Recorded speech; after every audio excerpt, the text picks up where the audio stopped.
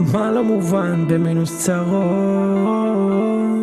עדשה רחבה עיניים צרות, והכל עד לכאן זה החלק הקל, הלב מנותק לי מהחשמל, פגשתי חצה חיפשה מטרה, מפה לשם זה נגמר מה זה רע, אולי גזרה לזאת שלפני, יפי את נוסעת מבין תוך כדי, יושב על האוזן כמו איזה אליקס, החיים שלי הפכו מבלדה לרמיקס, וואו, בלדה לרמיקס. אני לא קולט כמה קל להישג, המציאות פה מתעקמת, הגוף שלי בתרדמת, לא מעקר. חשבתי באמת, אני גיטרה את מפרט, ואיך אני אהבתי אותך אבל טעיתי שוב.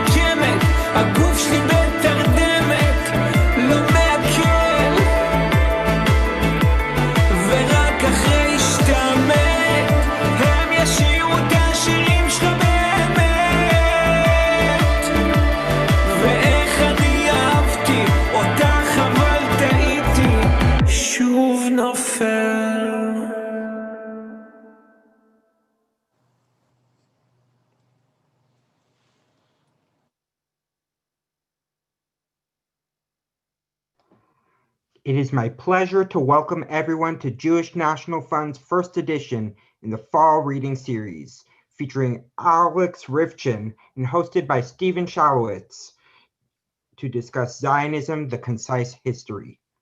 For those of you who are new to Jewish National Fund USA, you probably know of our work planting trees and making the desert bloom. But we do so much more. We build medical facilities, housing infrastructure, parks, schools, and help people with disabilities. We also support economic development initiatives that pave the way for hundreds of thousands of Israelis to move from the crowded center of the country to the Negev in the Galilee. The format of today's Zoom program will allow participants to see the featured speakers, but no other participants. All participants are muted and are unable to unmute themselves. However, during the program, you can submit comments or questions to the speakers through the chat feature or the question and answer feature. Stephen will also be fielding questions throughout the interview. This program will be recorded. Now I turn the program over to Sarah Cohen, Director of Jewish National Fund's Speakers Bureau. Great. Hi, thank you, Dan, for the introduction. And thank you all for joining us this evening to discuss 3,000 years of Zionism, concisely, of course, in one night. It's an honor to introduce Steven Shalowitz. Steven is the host of Jewish National Fund's IsraelCast podcast. And for more than 8 years, he has produced and hosted the One-Way Ticket Show podcast, where he explores with fascinating people where they'd go if given a one-way ticket, no coming back, past, present, future, real or imaginary.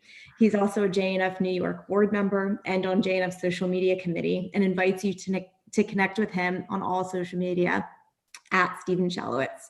And now it's my pleasure to introduce you to a best-selling author and a leading voice in advocacy for Australia's Jewish community. He's an accomplished academic who writes for leading publications and speaks around the world on the Arab-Israeli conflict, foreign and national affairs, anti-Semitism, and the Holocaust. He's a passionate advocate for Australia's Jewish community and is co-CEO of the Executive Council of Australian Jewry. He's a proud Zionist and has served as a spokesman for the Zionist Federation UK and was awarded a prestigious Israel Research Fellowship.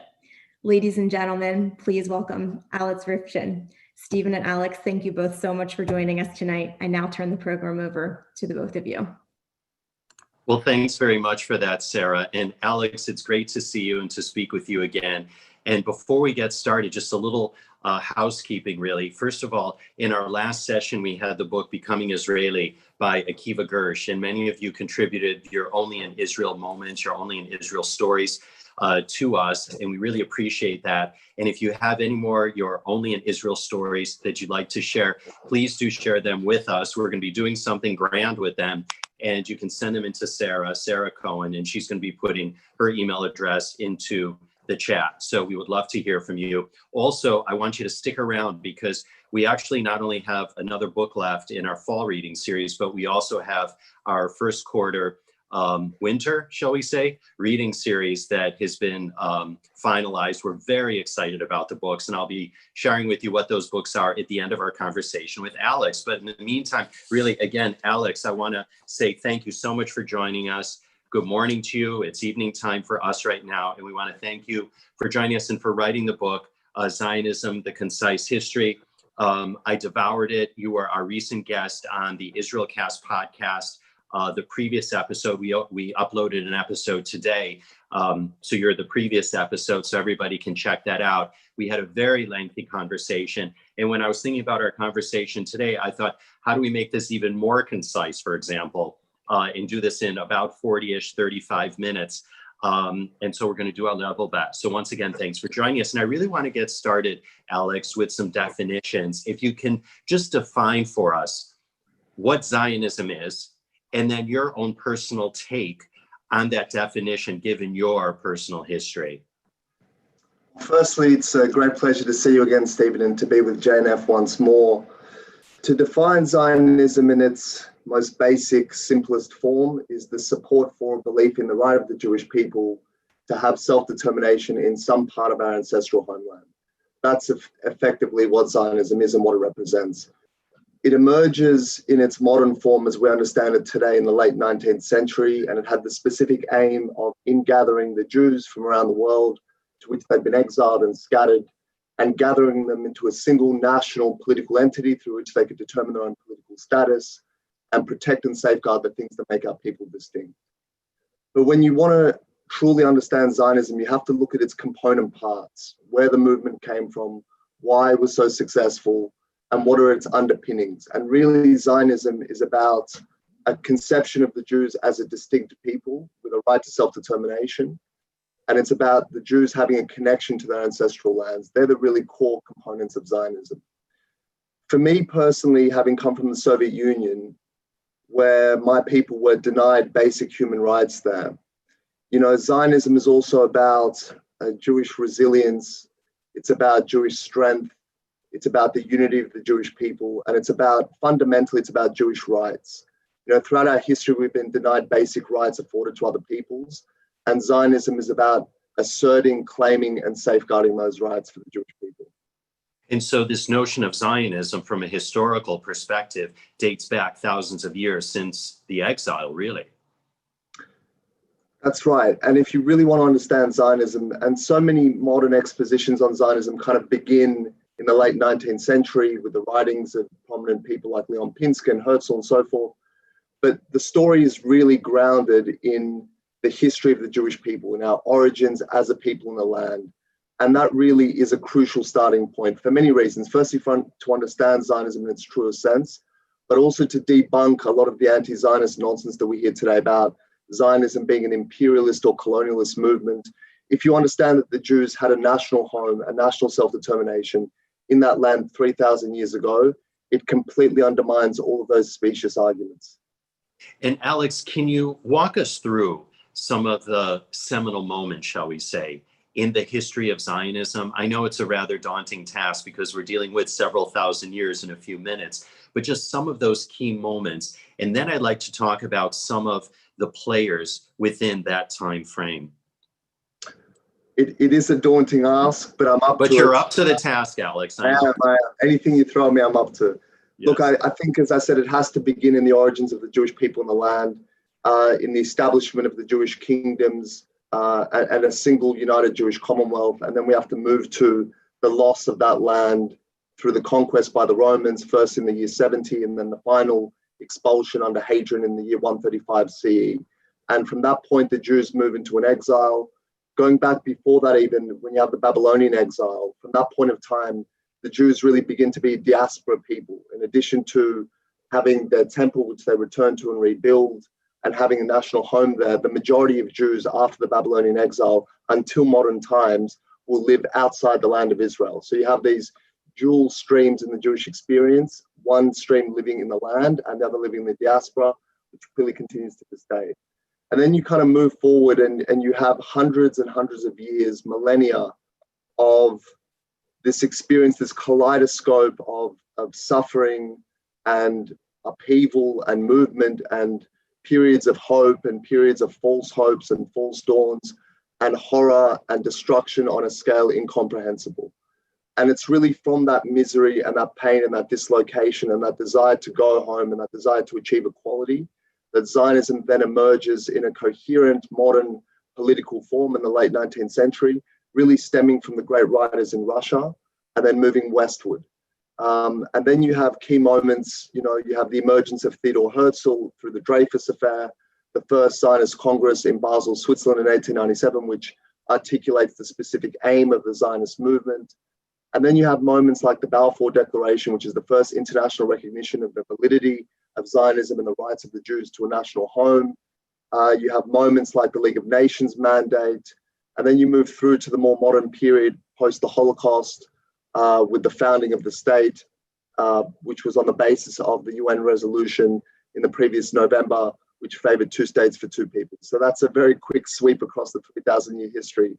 I knew you were up to the task, Alex.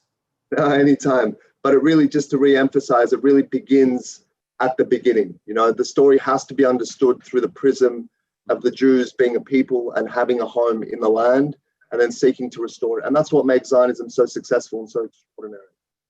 And there are 2 points coming out of there that I want to tick off. And the first is this notion that during the exile and before the state of Israel was established, there was always this notion of being a part of the people, a part of the community, as you point out in the book, but also separate from the community in many ways. And I'm wondering if you can address that. So the great conundrum that faced the Jewish people from the time of the Babylonian exile until modern times, it's something that we all face now living in the diaspora, is how do we become good citizens, integrated, have contented, successful lives in the countries where we live, while still remaining Jews, remaining a distinct people and remembering who we are and where we came from. And it's a tension that the Jews have struggled with and all people struggle with. But I think we have really mastered that art of remaining distinct, but being immersed and integrated into the societies where we live. And that really comes from the prophet Jeremiah, who wrote to the Jewish elders in Babylon. They sought guidance about what they're supposed to do in the state of exile. And he said to them, pray for the welfare of the city where I've sent you into exile, for in its welfare you will find your own. And that simple statement really encapsulates the notion of good citizenry. Concern yourself with the affairs of the country where you live, contribute to its welfare, and you will find your welfare in that. But Jeremiah also said, you will return to your land. So that kind of encapsulates this dual notion of being good citizens in the places where they live, but also remembering that there's a home to go back to and to resurrect and to always remember. So it's something that the Jews have always grappled with, I think, to great success. And the second point that I want to tick off there, based on your sweeping, concise version of the history of Zionism, is really this notion that there were always Jews in what is today the land of Israel. There was always a Jewish presence. And I think, as you point out in the book, in fact, Jerusalem itself in 1948 was predominantly Jewish. But you also had communities all throughout the land, even during the Ottoman Empire and so on. And can you talk about that as well, in busting that myth that, again, Israel is this creation of European Jewry? It's a really critical point, and I'm glad you picked up on it, because one thing that the Jews have is an unbroken physical and spiritual and historical connection to the land, which can't be denied. And it's backed up by irrefutable archaeological and historical evidence. So I mentioned in 135 CE, Hadrian's expulsion of the Jews. He also prohibits entry of Jews into Jerusalem on pain of death. He destroys, the temple had been destroyed, but he erects a pagan temple on the ruins of the Jewish temple. He renames Jerusalem Alia Capitolina, and he renames Judea Syria Palestina. But still, even despite these prohibitions, Jews continue to live in places like Tiberias and Sfat and throughout the Galilee region, after the death of Hadrian, and once these prohibitions began to kind of slip and weren't enforced as strictly, Jews began to return to Jerusalem. And there are accounts in the book that I give of travelers from the Western world seeing these poor, wretched beggars coming and wailing and crying at the ruins of the temple, in the Middle Ages or in the early years of post the exile of the Jews. So the Jews, despite enormous challenges, despite the occupation of their land and the colonization of their land by successive empires, they somehow found a way to remain there, to retain communities there, and even return to Jerusalem whenever they could. There's a beautiful quote that you have in the book here, Alex, that I want to read, and I want you to respond to it. And it's on page 29. I'm sure you remember writing this. And it goes, quote, "As with all peoples dispossessed of their indigenous lands, where the ability to live on the land itself is lost, the connection to land is maintained by integrating it into the culture, ritual, and storytelling of the people, generation to generation." And for me, that was actually very powerful, because when I think of Pesach, when I think of all the other Chagim, we've just come out of Sukkot, we had Rosh Hashanah, Yom Kippur, even on Shabbat, for example. That's really what we do, don't we? And we have throughout the generations. That's right. And it's partly a reflection of the fact that our stories and our history and our traditions were created in that land. So naturally, they run through and they permeate through all of our traditions, but also, as you point out, it's a practical way, it's the effective way of retaining that spiritual and emotional connection and that memory of the land by integrating it into our liturgy, into all of our prayers and customs and traditions. So you mentioned in Pesach, of course, we conclude the Seder by saying next year in Jerusalem, the Amidah, which is recited thrice daily by observant Jews. We talk about remembrance of Jerusalem, and Zion is mentioned 3 times as well. We remember the destruction of the temples on Tisha B'Av. So all of these things assisted the Jews in remembering where they came from, remembering who they are, remembering they're a distinct people. And while they should seek to live good, full, productive, inclusive lives in the cities where they've ended up, to still remember where they come from and to seek the restoration of that land, which has now been achieved. There were a number of personalities that you referenced in the book, Alex, some of which I knew, some of which I did not. Some of them who are really wretched individuals. And I want to tick off a few of them. And if you can explain who they are, their backgrounds and their importance. And the first one is Khmelnytsky. And I had never heard of him before I read the book, dare I say. I've not been to the Ukraine yet, despite the fact that my paternal grandfather was born there outside of Kiev. So I would like to visit one day. But can you share with all those in the group this evening who he was and his role and how Jews remember him in the Ukraine today? So Bogdan Khmelnytsky, it's a name that Ukrainian Jews, it immediately causes a shudder, anguish.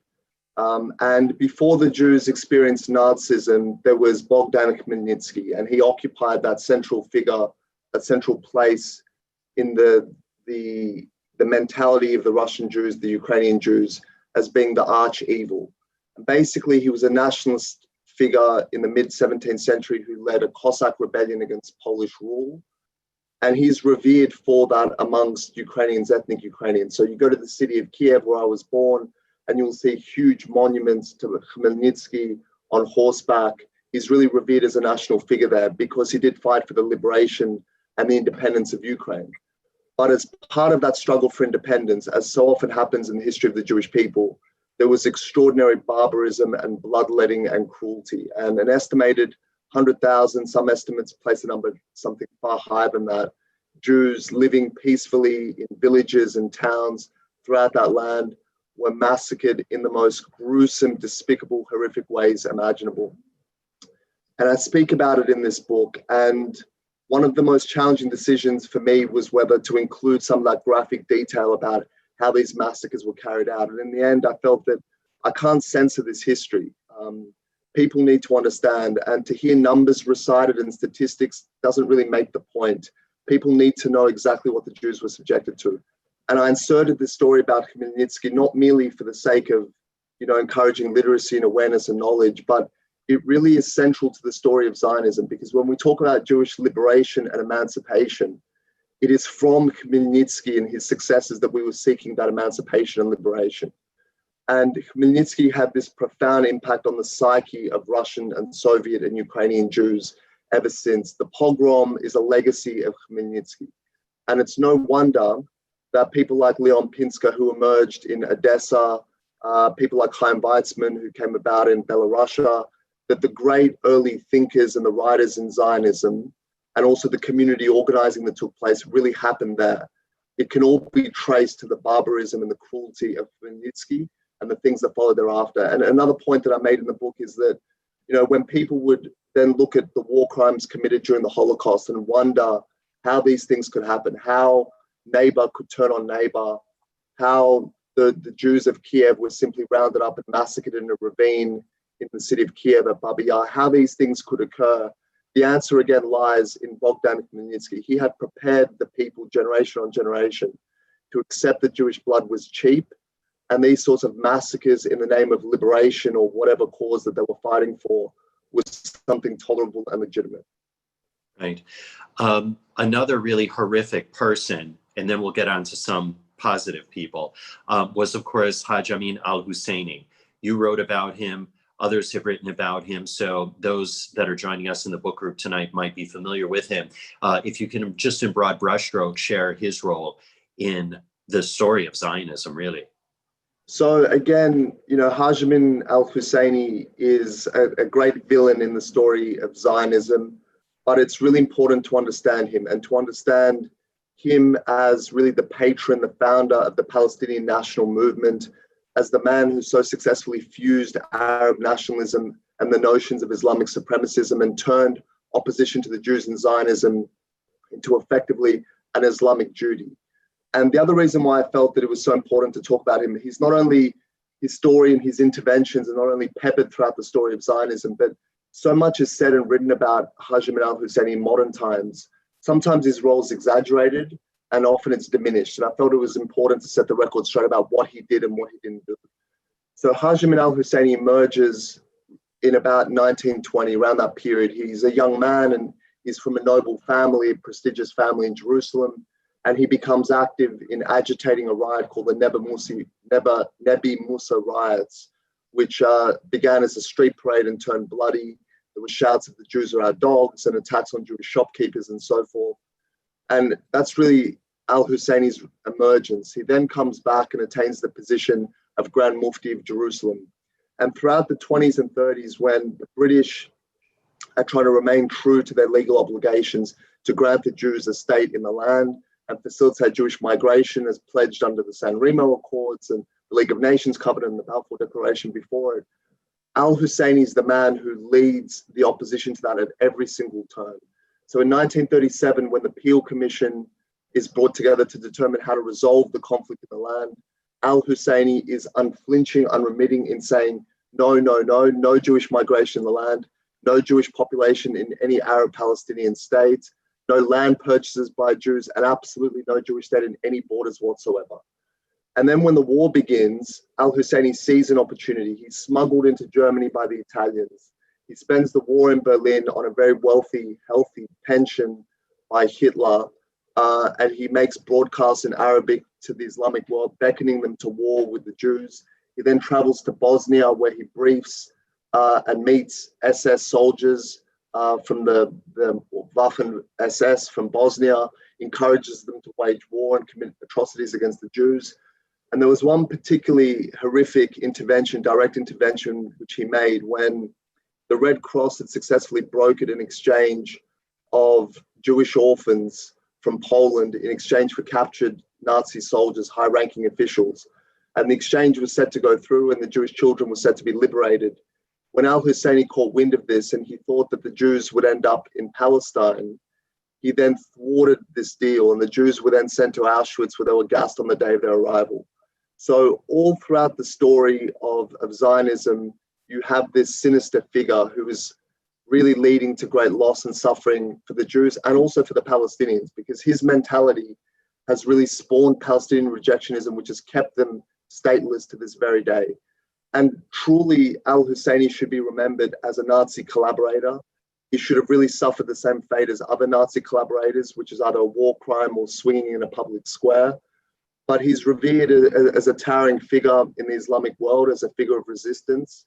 And sadly, he never faced the justice he deserved. Well, let's turn to something a little bit more positive. And before we get to Theodor Herzl, because we can't talk about Zionism without talking about Theodor Herzl. So we're going to put him on pause for a second. I want you to talk about the British officer, John, I wrote his name down here because I can't remember anything these days. The British officer, John Henry Patterson, and his relationship to the Netanyahu family. I did not know this story, Alex, before I read your book. Look, it's a hell of a story. And one of the great joys of researching and writing this book is finding all these moments and coincidences that show you that this story was inspired by something. Did you know who he was before you did the research? I did. I was aware of him, and I knew broadly the story, but the Netanyahu connection I wasn't aware of, and that really was a gem to find, and I was delighted to find it. And I'd like also those that are joining us here in the group to weigh in on the chat if they know about this story or not. So carry on with the story, because I thought I was the only one that didn't know about it. So basically, in 1914 in Palestine, this is a few years before the fall of the Ottoman Empire and passes into British hands. And under pressure from the local Arabs, the Ottoman authorities deport 18,000 Jews, which they thought were organizing into a political movement. And of those 18,000 Jews, 14,000 would end up in the Egyptian port city of Alexandria, where there was a very old Jewish community, and they were taken in and embraced by that community. And two of those exiled Jews will be known to many of your listeners, towering figures in the Zionist movement, Zev Jabotinsky and Joseph Trumpeldor. And by, again, serendipity and coincidence, soon the British forces and the Anzac, the Australian and New Zealand forces, would arrive by convoy via the Suez Canal and land in Alexandria as well. And there, Jabotinsky and Trumpeldor would impress upon the British soldiers the benefits of forming a Jewish fighting force to fight alongside the Allies and the British for the liberation of Palestine. And that unit was formed, and it was called the Zion Mule Corps. And it was the first regular Jewish fighting force since the Jewish rebellion against Hadrian in 135 CE. So it's historic from that point of view as well. And it's placed under the command of a British officer, John Henry Patterson, who you mentioned. And Patterson knew nothing, he'd never met a Jew before, knew nothing of Zionism. But he had a certain, I suppose, stereotypical view of Jews as being bookish and weaklings. And then he sees these proud, strong, fighting Jews. He becomes a lifelong devotee to the Zionist cause. And then the great Israeli historian, Ben-Zion Netanyahu, who is the father of Benjamin Netanyahu, would name his first son, Yonatan. Of course, he's the hero of the operation in Entebbe, after John Henry Patterson, who had become this great figure in the Zionist movement. So it's just a remarkable story about all these events happening, the expulsion of the Jews to Alexandria, the arrival of the British, the forming of the Zion Mule Corps, and suddenly this connection to the Netanyahus. It's just indicative of the wonder of the story of Zionism, truly. As they say, Alex, you can't make this stuff up. Indeed. Right. Okay, so Theodor Herzl. I think most people that are joining us in this book group probably know about Theodor Herzl. So my question really to you, Alex, is that when you were doing the research, or even before or after for that matter, was there anything that you particularly found that you didn't know about Theodor Herzl from before? Were there any nuggets, any new information, anything that would surprise us, anything that surprised you, for example? Because I think we all know about the story, but is there anything new and fresh when it comes to Theodor Herzl? I think there's, as you said, most people know of Herzl, of course, and the Dreyfus Affair. And I think there's a view that Herzl was completely uninitiated in Jewish affairs. He went to see the Dreyfus trial as a journalist and had this eureka moment, this great awakening. And in a sense, that's true. The Dreyfus Affair did have a profound impact on Herzl. Within 6 months of the trial, he would pen the first draft of the Jewish State, which is the seminal text of Zionism. Within a couple of years, he would convene the first Zionist Congress in Basel. So the Dreyfus Affair launched Herzl into his most productive and important period of work. But he was, for a long time before that, deeply involved in and engaged in contemplating the Jewish question. How do we alleviate the suffering of the Jews? But his conclusions were probably surprising to many people. He argued for absolute assimilation.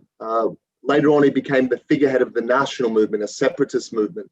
But for a long time, he believed in complete assimilation, to the extent that, I mean, he said the Jews should disappear into the crowd. And he even for a while argued for a mass conversion of Jews to Christianity. So convinced was he that by adopting the norms and the ways of the majority population in Europe, he thought that was the way to salvation for the Jews. So the Dreyfus Affair totally changes his thinking, makes him realize that if someone like Dreyfus, who is the epitome of integration and assimilation, a loyal soldier in the French army, if he can be dragged out of the crowd and humiliated and have a mob of Frenchmen chanting death to Dreyfus and death to the Jews outside his trial, no Jew is safe no matter how assimilated. So that was, I think, important.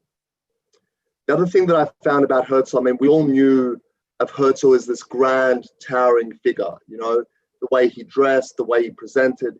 He gave these searing speeches which really ignited the Jewish masses throughout the world, particularly amongst the poor in places like London's East End.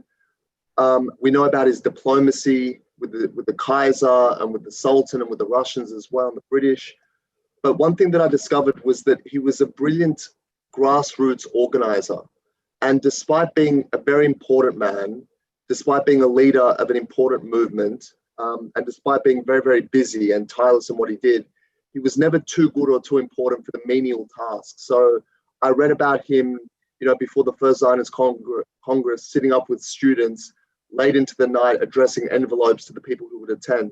He oversaw every single detail. And I think there's a lesson in that, because it shows us that grand speeches and books are very important to swaying public opinion and building movements. But you can't be too big for the simple stuff either. That grassroots organizing, connecting with the people you're seeking to lead, is really important to the success of a movement as well. So I think that's something that I took from my research, and maybe we can all take from the story of Herzl and Zionism and apply to the movements we're involved in. Speaking of movements, and again, I just want to highlight for everybody that's joining us this evening that you were our guest on the previous episode of IsraelCast, the podcast. We talk at length about the subject of Zionism. The one question that I didn't ask you, though, that we didn't have enough time, we ended up going on that interview for about an hour or so, but there was one question, and that's this notion of Zionism and Africa, right? And this notion of how the early Zionists really wanted to help liberate the peoples of Africa as well. So the Africa has always kind of played this unusual part in the story of Zionism, in the sense that before it was determined by the Zionist Congress that Zionism had to be realized in the land of Israel, that there could be no Jewish state outside that area. Herzl himself and a lot of people within the Zionist movement were open to contemplating a Jewish state in other territories. For example, in what's called Uganda, but it was really the Kenyan foothills. There was talk of that, but it was only after Herzl's death that the Zionist Congress finally resolved that there could be no Zionism without Zion. That's where the land had to be situated. And then when you move forward post the creation of the state, the Zionists, and pre it as well, the Zionists and the fighters in the land, the Yishuv, were really seen as being the comrades of freedom fighters and liberation movements throughout the world. And one of the great ironies is that those kind of on the hard left, those who are part of resistance movements or independence movement today, we associate as being hostile to Zionism and the state of Israel. But pre-state and in the early years of the state, they very much viewed the Zionists as being freedom fighters trying to throw off colonialism and throw off empires. And so the Jews were seen as being the brethren of the Vietnamese, the Viet Cong, for example. There's this episode which I talk about in the book, another one of these great little nuggets where Ben Gurion flees to Paris to escape arrest by the British authorities in Palestine. He happens to meet Ho Chi Minh in a hotel in Paris, and Ho Chi Minh offers the Jews stayed in exile in Vietnam. You know, these just ridiculous, remarkable stories. It sounds like an anecdote, you know, about Ho Chi Minh and Ben Gurion, but it actually happened. But it really shows, and maybe we'll talk about more about this when we talk about anti-Zionism, but it shows this complete revolution, this complete shift, whereas revolutionaries and freedom fighters and independence movement viewed the Jews as liberators and comrades, and now they view them in a whole different sense. Right. And we have just about 4 or 5 minutes left. And I want to just let everybody that know that's joining us on the call. Alex has very kindly agreed to stay a little bit after school to chat with us. But I want to ask you about anti-Zionism. I'm glad you brought it up because that's really where I wanted to go right now. When did it become fashionable to become an anti-Zionist? And how would you suggest people counter those anti-Zionist provocateurs? Well, the story of anti-Zionism is a really interesting one and a really important one. And that's why I devoted a complete chapter to it, the final chapter of the book, to understanding it, because it's important to understand it also to equip people today to counter it and to fight it. They need to know where it came from, its hypocrisy and its evolution. Basically, for as long as the Jews had a Zionist movement, there has been a stream running in parallel with it seeking to thwart their aims. And it's been made up of different groups and different actors at various times. So we spoke about Hashim al-Husseini, who had his motives. There were US State Department officials who were staunchly anti-Zionist because they believed some of them were driven by maybe Christian prejudice against the Jews. Others believed it was against the US national interest to get too close to the Jews when the Arabs were seen as being of vastly greater strategic importance. There were numerous reasons why people were drawn to the cause of anti-Zionism. And also within the Jewish world, there were streams of Jews in the Reform movement and elsewhere amongst assimilated, well-integrated Jews who believed, like Herzl first believed, that assimilation was the key rather than a national movement.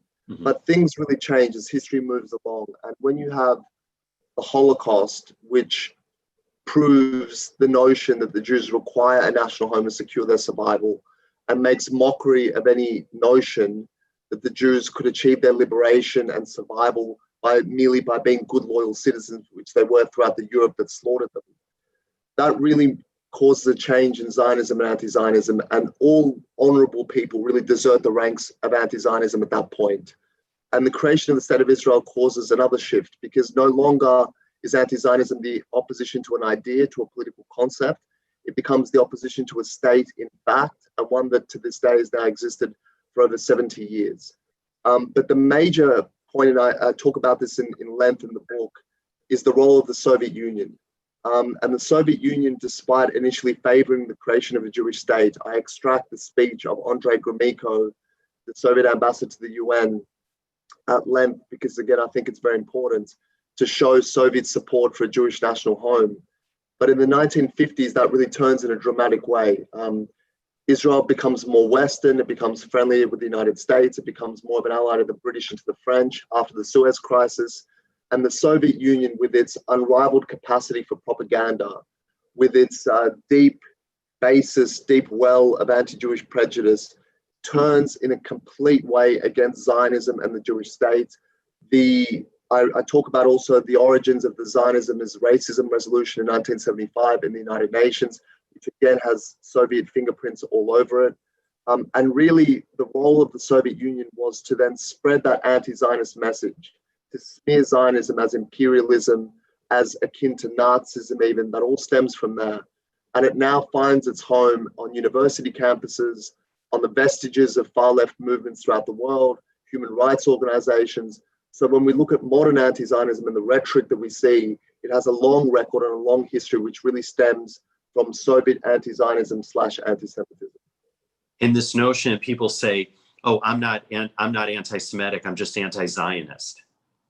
And Alex says, "Well, I'd say it's a nonsense, because when you look at what Zionism is, when you look at what anti-Zionism stands for and what it represents, you can intellectually argue there's a distinction between anti-Zionism and anti-Semitism, sure.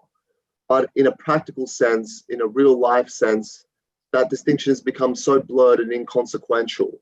And those people who are committed anti-Zionists invariably either oppose Jewish liberation and Jewish rights. It's steeped in a denial of Jewish peoplehood and connection to land, which is itself anti-Semitic.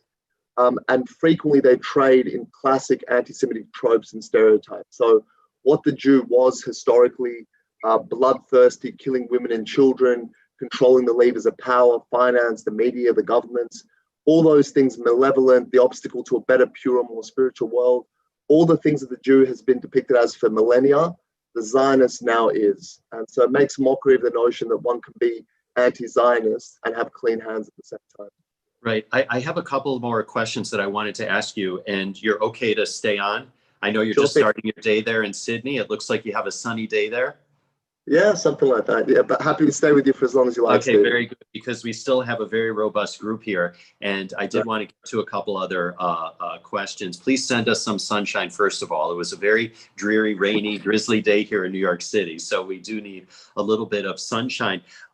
When we talk about Zionism and we look at what's happening in Israel today and its relations with its Gulf neighbors, I think it's fascinating. And we look at what's happening, especially with what just happened with its relationship with Sudan. And we all know about the Khartoum conference and what happened there. So can you talk about the winds of change that are taking place throughout the Gulf and throughout the Arab world, and then relay that vis-a-vis Zionism?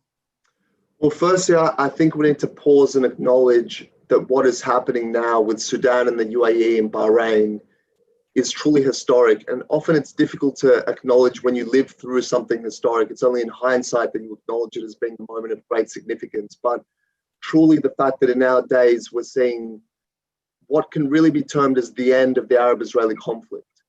No longer is this a conflict between Israel, tiny Israel, and the Arab world. The Arab world has gone from a position of apathy towards the cause and towards conflict with Israel to actual friendship and partnership with Israel. And that is something truly extraordinary, and we have to cherish it. But it's significant also, as you point out, in the story of Zionism, because when you look at what Zionism sought to achieve, when you look at the words of the Basel Declaration, which spoke about a Jewish state secured under public law, which meant international recognition of its legitimacy, when you look at Israel's Declaration of Independence, which talks about Israel living at peace with the Arab world and all the peoples of the region, what we're seeing now is a fulfillment of the Zionist vision of Israel living in peace and security and strength, but at peace and in partnership and in fraternity with the Arab peoples of the region. It's something that the framers of Zionism always dreamed of and envisaged, and it's happening now. And when you contrast it with, say, 1948, and 47, when in response to the UN partition plan, one Arab state after another mounted the podium of the United Nations General Assembly, denounced Zionism, denounced Israel, declared its intentions to effectively go to war, and then we see the war in the ensuing year. And now to have countries making peace with Israel, and in doing so, acknowledging the legitimacy of Zionism, it's an extraordinary thing. It's a huge turnaround, and it should all give us incredible hope that no matter how bleak things may seem, things can turn around and peace can be attained. Alex, before I get on to another question, I just have to give you a shout out because Nina Sabir, I need new glasses. I got your name correct there, Nina, wrote, "This was the most significant book I read this year." Thank you. Oh, that's lovely.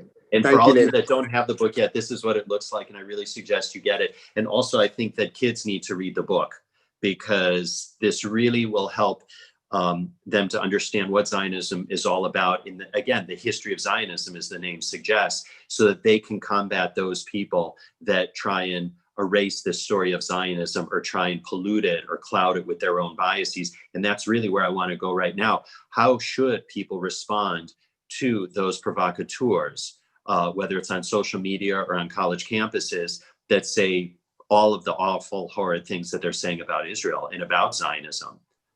Look, it has to begin with knowing our own story. And I'm grateful to you, Stephen, for encouraging young people to read the book, because really it's one of my core aims with this book. You know, I see in my work and my engagement with Jewish communities around the world, our own young people, including those who have come through Jewish day schools, are often ignorant of the story of Zionism. And these are the people that we expect to carry the torch and to also lead the fight on university campuses and political parties and in other forums in the next generation.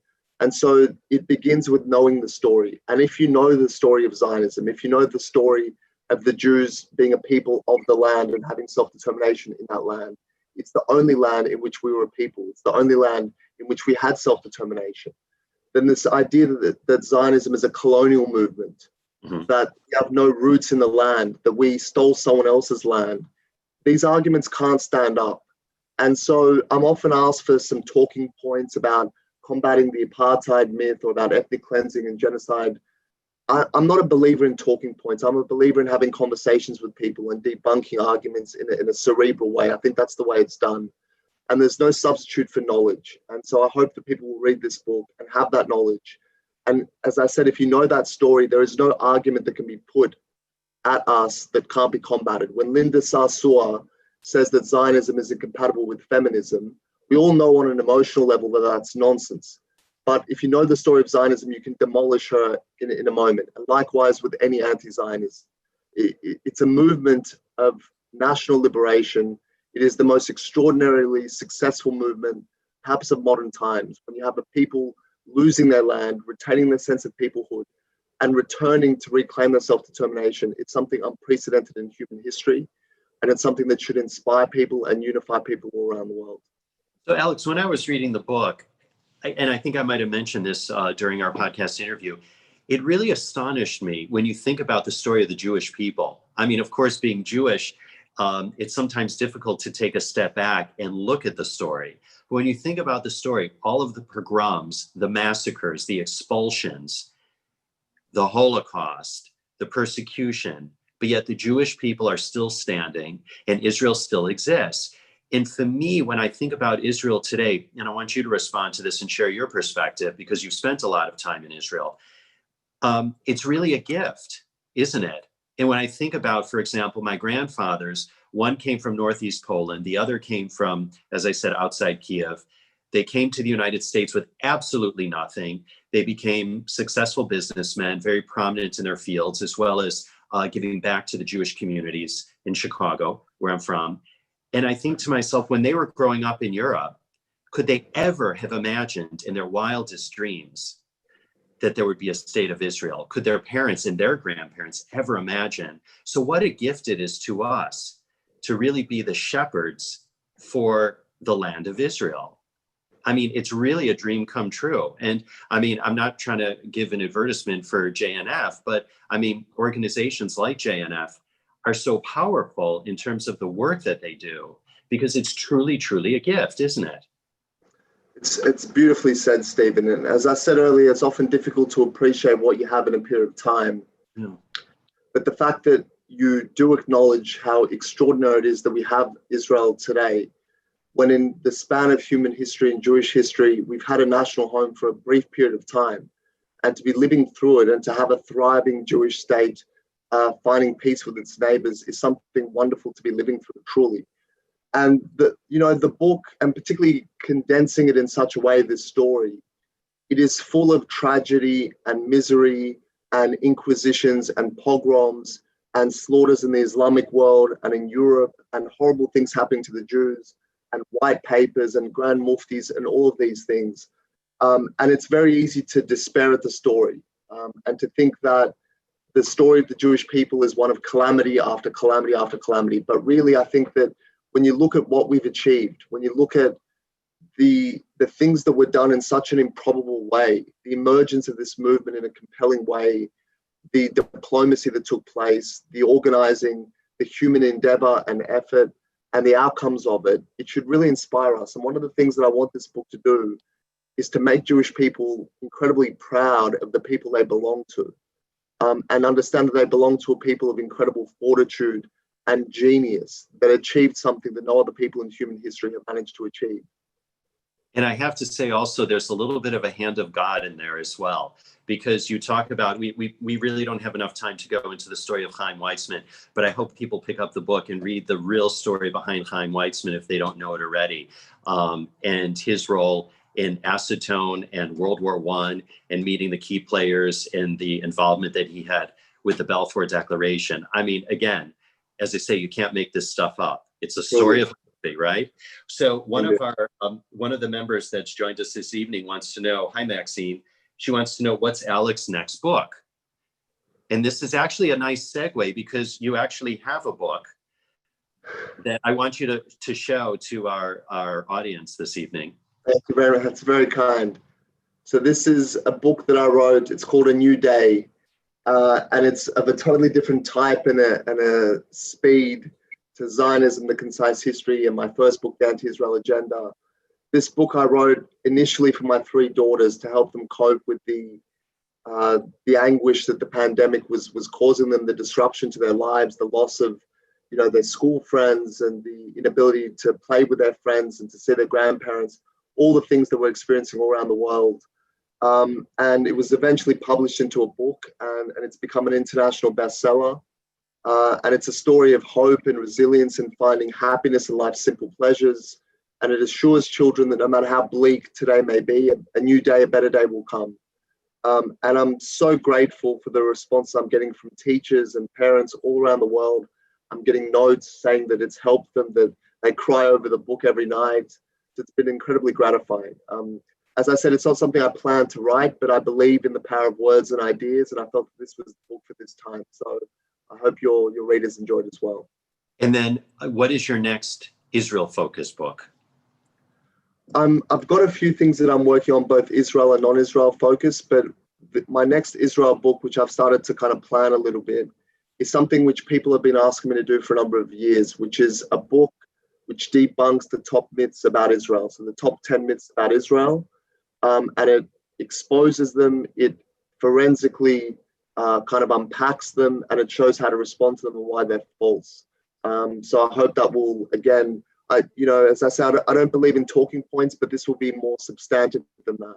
But it will and really when do you expect that to come out? When do you expect it to come out? Look, maybe in a year or two. I'll keep you posted. No pressure, Alex. We'll have you back on. No pressure. And then what is the other book that you're working on?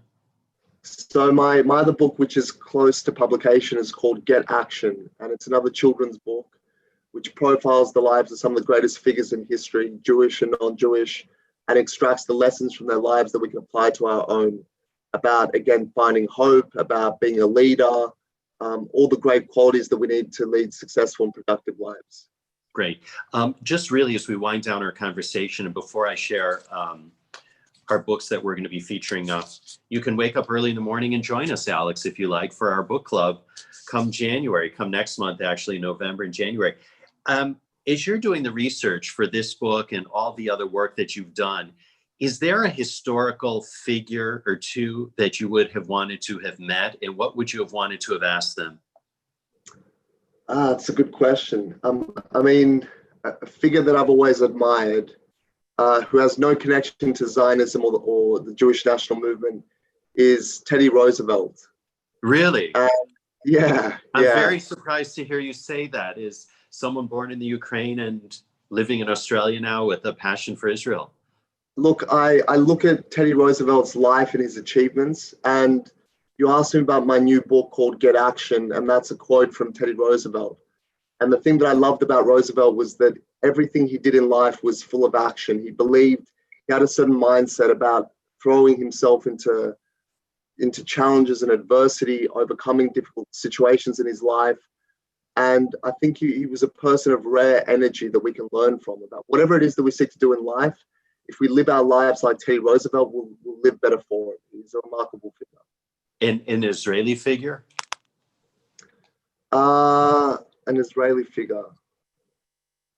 There are so many. I mean, I admire many of the prime ministers. Certainly, Yitzhak Rabin is a person that I'm thinking about now as we approach the 25th anniversary of his assassination. And this is a person who was a pioneer, who initially defended the state with the tower and stockade, who gave himself over to the state, and who fell by the hand of a fellow Jew, which is an immense tragedy and a moment of shame for the state of Israel and the Jewish people. And I think there's a legacy to be learned, a lesson to be learned from his life about devotion, about national service, about civic duty. But also I think there's another lesson that we can all take away about, we get so overheated sometimes in our rhetoric, in our discussions, in our debates. And the ugly endpoint of that can be something like what happened with Yitzhak Rabin.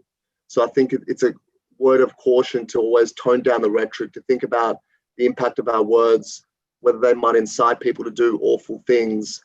I think that's part of his legacy in a very sad way, but a meaningful way. All right.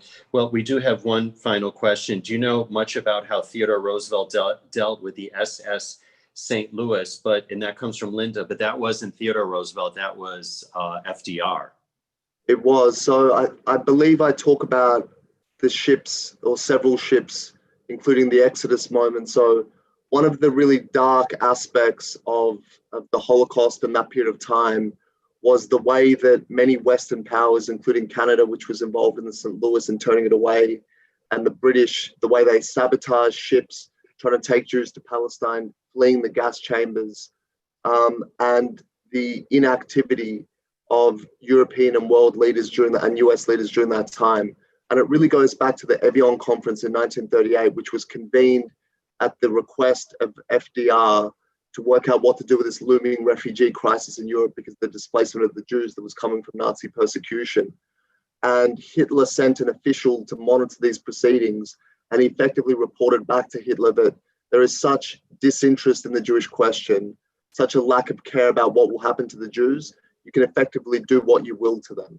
And so we see the tragic consequences of nations shrugging their shoulders at the misfortune of others. Listen, Alex, I'm super mindful of the clock. We were going to do this for about 40 minutes, and we're up to about an hour now, and our audience has stayed with us all throughout. So thank you to everybody that's joining us. Stay here, though, because I just want to share a couple of things. First of all, again, the book, Zionism, The Concise History. You can see some of the notes that I have here.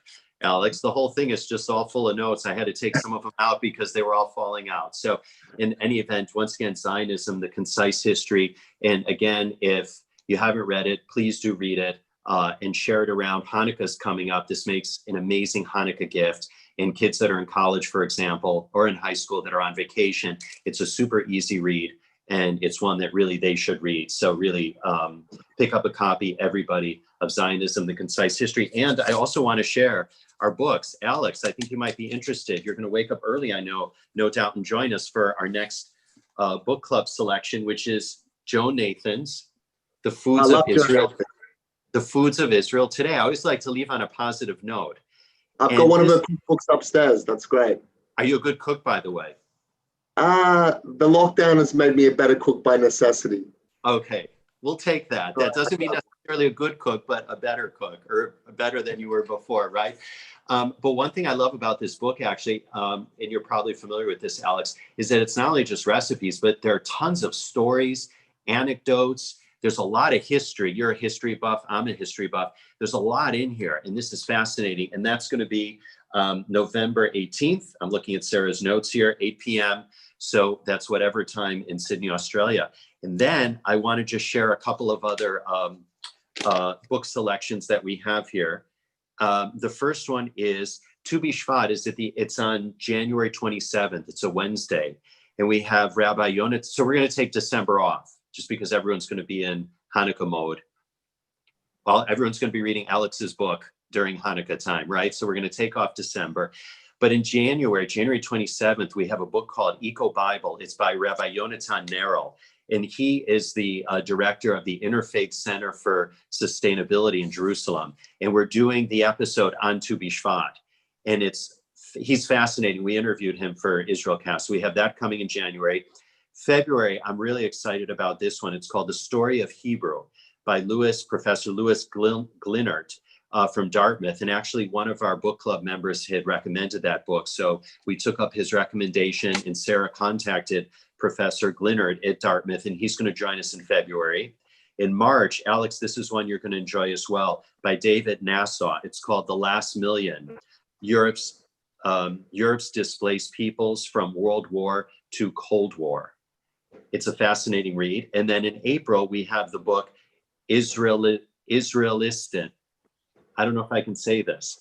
It's Israel and Resilience. Resilience. How's that? I can't say it. I'm gonna have to learn how to. Dixon. Yeah. Yes, pardon me. Yes, Michael Dixon and Naomi Baum. I'm gonna have to learn how to pronounce it. I know I'm gonna read it, but I'll have to learn how to pronounce it beforehand. So we have those books lined up for January, February, March, and we're super excited about the selection because we really want to be able to share nuggets and aspects of Israel that you don't necessarily get anywhere else. And so that's what really part of our mission is here for this book series. So really with that, Alex, we want to thank you so much for joining us. And I'm going to turn it over to Sarah for any final comments. And thank you all to everybody for joining us. We so appreciate your support here for this book group. We can't do it without you, and we're doing it for you and together with you. And if you have any suggestions, we'd love to hear from you. And once again, just thanks to everybody for joining us this evening or this morning, in your case, Alex, wherever you're coming to us from. So thanks a lot, and an early Shabbat Shalom. Thank you, Stephen. Thank you, Alex. I think you wrapped it perfectly. Hope to see you all on November 18th with Joe Nathan. Have a great evening.